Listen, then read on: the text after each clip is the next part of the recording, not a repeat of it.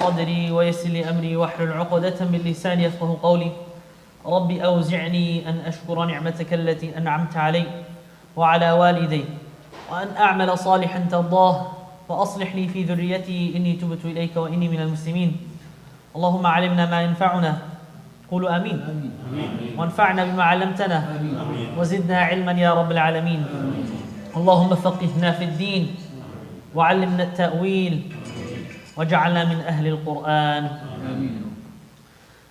Inshallah, let's all recite Surah al-Falaq together. بسم الله الرحمن الرحيم قل أعوذ برب الفلق من شر ما خلق ومن شر غاسق إذا وقب ومن شر النفاثات في العقد ومن شر حاسد إذا حسد.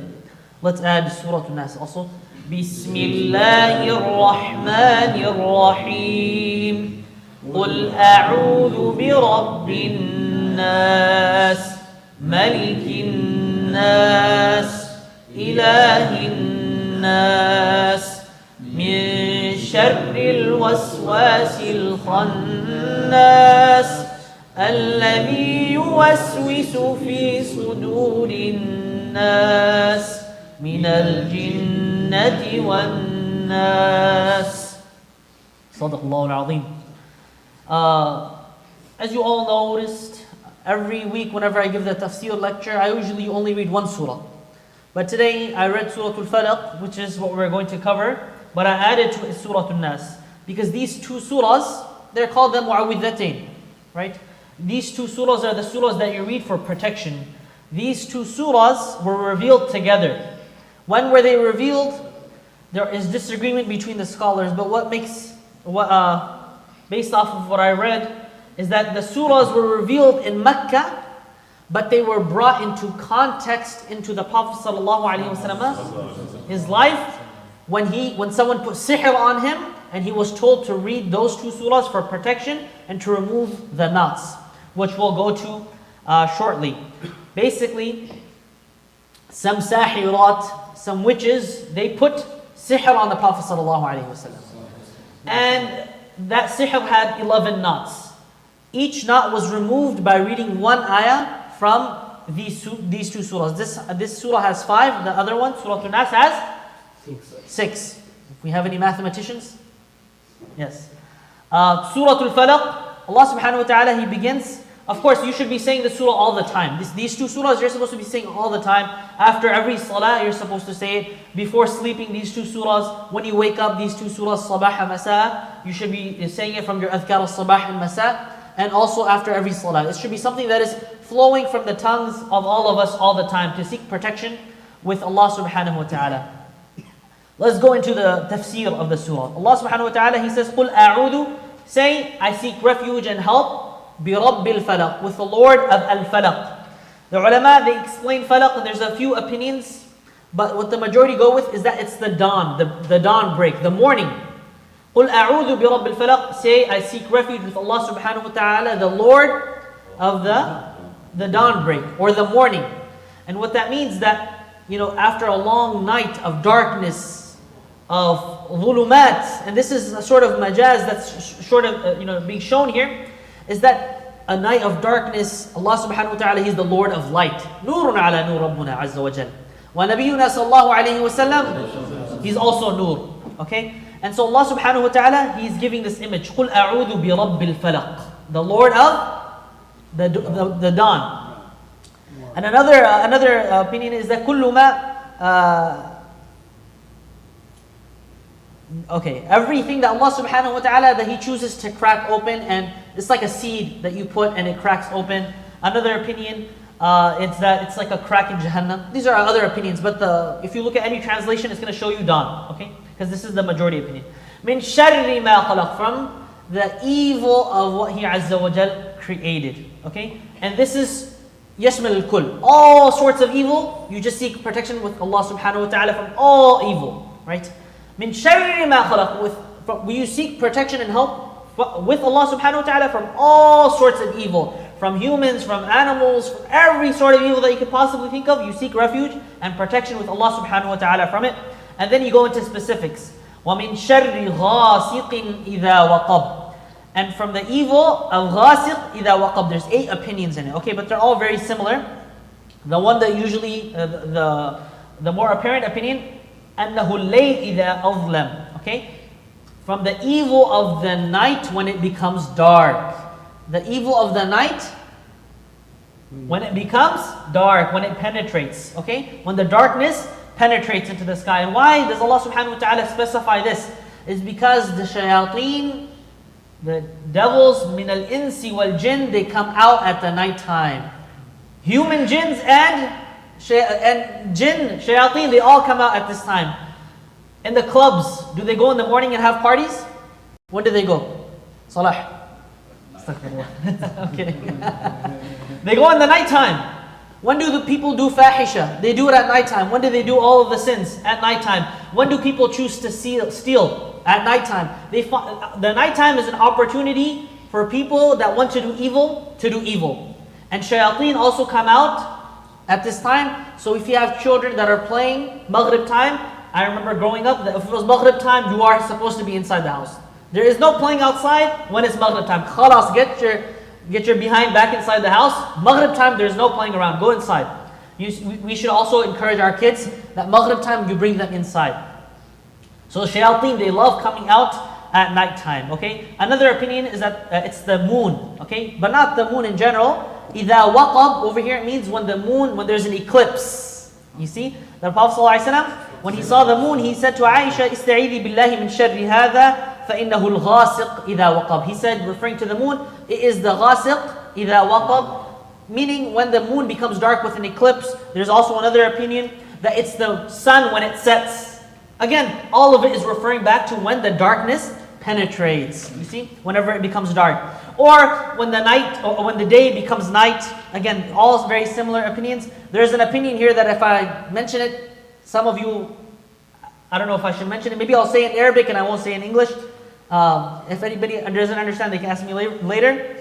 Al-Ghasiq إِذَا وَقَبْ الذَّكَرْ إِذَا قَامْ حَسْبُنَ اللَّهُ وَنِعْمَ الْوَكِيلُ الَّذِي فَهْمُكُمْ كِفَايَةٌ. Okay? The last 2 more opinions is that it's Iblis. Okay? Another opinion is that it's the black snakes. Okay? Again, things that cause harm. Darkness in general just means things that cause harm to a person. Allah subhanahu wa ta'ala is the Lord of the light.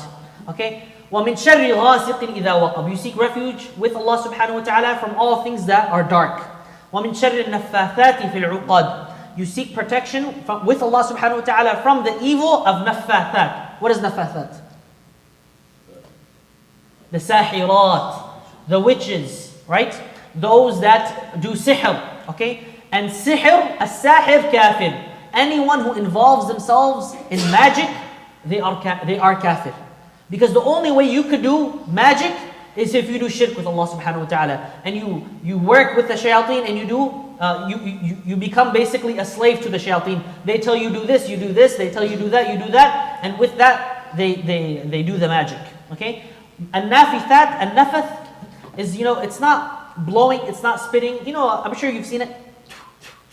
They do it. If you do it reading Quran, you make dua, then you blow, and then you wipe it all over yourself, that's fine. That's nafath, that's good. This is nafath, that is sihr. That they do it, and they get a hair of that person, or they do some ajib things. Alhamdulillah, it's not prevalent here in America. Alhamdulillah. If it is, it's qaleel jiddan. But if you go to our countries, India, Pakistan, Morocco, all these different countries. Morocco also, yes. You have to be don't talk too much because there's FBI is watching. Jordan also, yes. So in these countries you'll find that lots of sihr, and what it is with people, when you want to do ruqya and when you want to seek help with the Quran, seek help with the Sunnah of the Prophet ﷺ. Go to a doctor for some help, Go to a proper shaykh that can read Quran to you. Go to a raqi. But people, when they go to the Baba or something, they call it in Urdu, I don't know, what do they call it, the Baba or something? Or they go to someone who they have no slila bil ilm. Wali. They do ajib things. Never trust people with your religion. unless you know that this person is a reliable source. Don't just go to any random person. He says, oh yeah, there's a person, he's a Baba, he's a Sheikh, I think he's Maulana. Go to him and he'll do something for you. MashaAllah. Don't do that, okay? When you go overseas, don't go to these random people, right? It's better to stay safe than to end up with hasad or, not hasad, with sihr on you, okay? What they do is they blow on these different, al-uqad is the what? The knots. They blow on these knots. And so the Prophet ﷺ, sallu alayhi. So first, before I go into that, when you seek protection with Allah subhanahu wa ta'ala from an-nafithat, from the sihr or the sahirat, those that are the witches, you are seeking protection from with Allah subhanahu wa ta'ala from one, you becoming a sahir yourself. You going into and falling into magic. Number two, you seek protection with Allah subhanahu wa ta'ala from their treachery and betrayal of people and causing fitna. Again, because sihr, what does it do? It causes couples to split, it causes sickness, it causes all these different things. You seek protection with Allah subhanahu wa ta'ala from their treachery and betrayal of people, and you seek Allah subhanahu wa ta'ala's protection from them doing sihr on you. That's why it's important to read, of course, al-mu'awwidhatayn. An-nafithat could mean three things. It could mean either an-nisa, because it's mu'annath of course, or jama'at, groups of people that are doing sihr, or an-nufus, souls or people in general. Whether it's a man or a woman, anybody who does sihr, sahir, kafir. Okay, just remember that. The Prophet ﷺ, Labid ibn al-Asam, he was a Jewish rabbi. Him and his daughters, they did sihr on the Prophet ﷺ. For 6 months, he ﷺ suffered the pains of this, until he ﷺ saw it in a dream. And he saw in a dream that the knots and the thing that they had done sihr, that object was in a well. Ali radiallahu anhu and other Sahaba, they took it out, they dug up the well and they got it out. And each time they removed the knot, they read one ayah. قُلْ أَعُوذُ بِرَبِّ الْفَلَقِ مِنْ شَرِّ مَا خَلَقَ وَمِنْ شَرِّ غَاسِقٍ إِذَا وَقَبَ وَمِنْ شَرِّ النَّفَّاثَاتِ فِي الْعُقَدِ وَمِنْ شَرِّ حَاسِدٍ حَسَدٍ. And then they read قُلْ أَعُوذُ بِرَبِّ النَّاسِ until the end.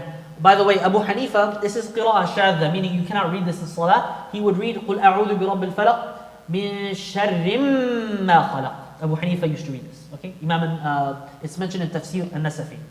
So again, the Prophet ﷺ, he read this to remove the sihr. Okay, and we ask Allah subhanahu wa ta'ala to protect us from ever having to deal with this. We ask Allah subhanahu wa ta'ala to protect us and our families.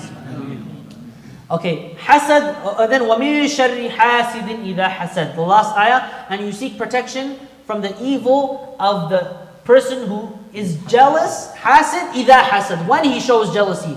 But hasad is of different types. Not all hasad, not all jealousy, let's say, not all jealousy is bad. There is jealousy when you see someone with a blessing, you want that blessing to be taken away from them, even though that you cannot receive it. If, for example, you see someone who's tall, or you see someone who's handsome, you're like, I don't want him to have that. Why does he have it? Why is he better looking than me? If he becomes ugly, you're still going to look bad, bye. You're not going to become handsome like that, you see? So that, number one, that's of course haram. And then there's one where someone, for example, he has a nice watch, a nice car. You're like, man, why does he have it? I don't have it. Why does he deserve it? Why don't I have it? That is also a type that is haram. The third type is if you see a person, you have it, you have no problem with it. You don't want Allah subhanahu wa ta'ala to take it away from him, but you want it also. And then you say, MashaAllah, tabarakallah, may Allah subhanahu wa ta'ala bless him in it. I want this as well. There's nothing wrong with that. What do we call that in Arabic? Ghibta. This is called ghibta in Arabic. We don't really have a word for it in English. That's why I had to explain it in this. Ghibta, it could be something, if ghibta, which is, like I mentioned, you don't want it to go away from that person, but you want it for yourself. It could be haram if the thing that you want is haram. Okay? It could be mubah if it's like, oh, this guy has a nice car, I want a nice car too. That's something that's reasonable and it's allowed. Something that's recommended to do is if someone is blessed with Quran. You're like, Ya Allah, you gave him Quran, give me Quran. Ya Allah, this person, you gave him wealth and he's so generous with it, give me that too. Ghibta in things which are good, that is recommended to have. We should all be having that sense of ghibta, that man, Allah subhanahu wa ta'ala blessed him with so much khair, I want khair also. Of course, we ask Allah subhanahu wa ta'ala to increase everyone, but And also something to remember, a believer, he always wants better for his brother. You know, what's the hadith?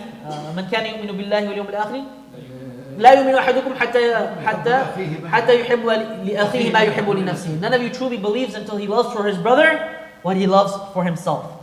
A person who is jealous, he is only harming himself by 3 different ways. Number 1, he is getting dhunub, he is getting sin.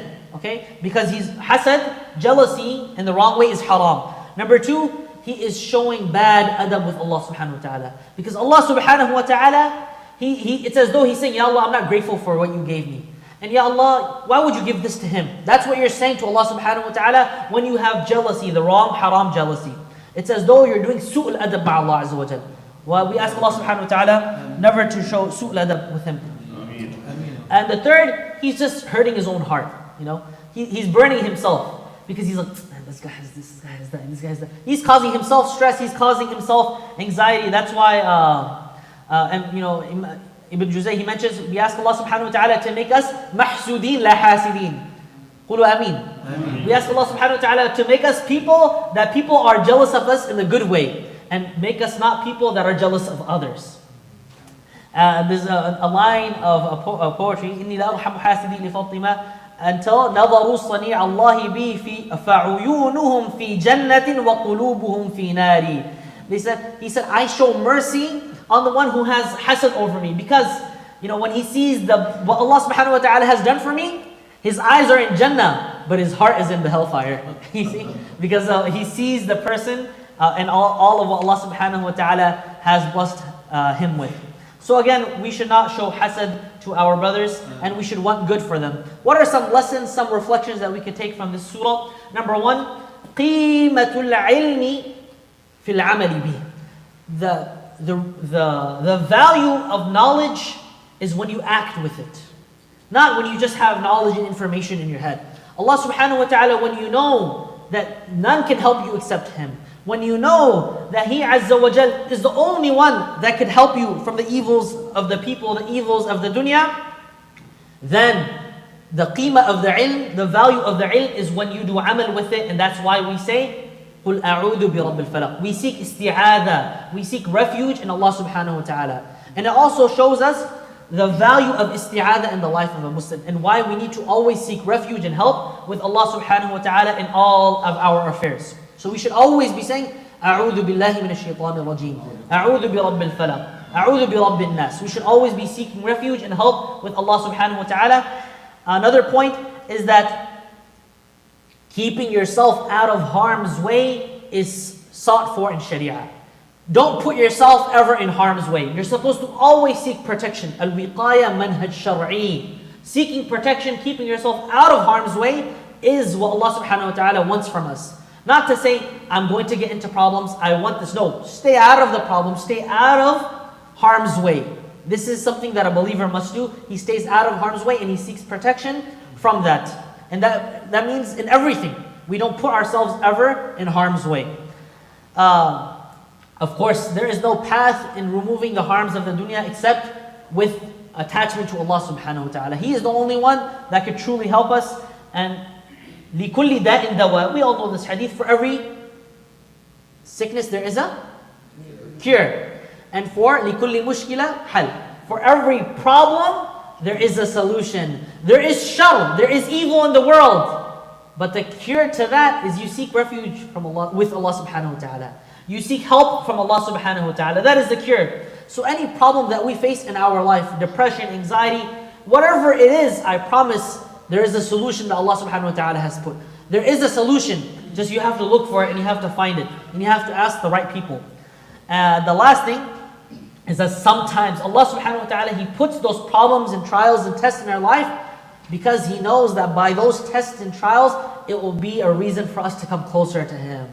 How many people, because of the trials that they have in life, it brings them closer to Allah subhanahu wa ta'ala. I'm sure many of us, even in our own lives, whenever something goes bad, we always remember, Ya Allah, Ya Allah, Ya Allah. And so it's as though Allah subhanahu wa ta'ala, to wake us up, He puts these small, let's say like, emergencies, just so that we stop and pause and reflect, what are we doing? What way are we going? So that's why Allah subhanahu wa ta'ala, He puts,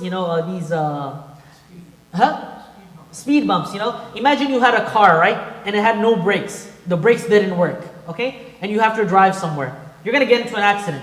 Those brakes, having the ability to brake, is those masa'ib that Allah subhanahu wa ta'ala puts in your life. So that you could just pause, reflect, and change direction, and pause so that you don't get into a bigger accident. We ask Allah subhanahu wa ta'ala to always protect us. We seek refuge in Him azza wa jal from all things that are evil. We seek refuge in Him azza wa jal from the night when it becomes dark. We seek refuge in Him azza wa jal from the sahirat. We seek His refuge from the hasid, from the one who shows jealousy the haram way. We ask Allah subhanahu wa ta'ala to make us from the people of Quran. وصلى اللهم على نبينا محمد وعلى آله وصحبه أجمعين. Any reflections on this surah? Yes. When you do make dua for your brother, Yeah. Yes. angels make dua for you. So I think Yes, that's also very powerful. When you make dua for someone else, the angels are saying Ameen for it to go to you. Okay? So you should always make dua for people in sir. Yeah. If you want Allah subhanahu wa ta'ala to give you something, make dua for it for someone else. And you'll see that Allah subhanahu wa ta'ala will put it in your life. And again, the opposite. You know, if you make fun of someone and you degrade someone, you look down on someone, you'll find that that same defect that you were looking down on your brother for, Allah's going to put you in that same challenge. It happens to people. They make fun of someone, they say, oh, look at this person, he's struggling in his religion.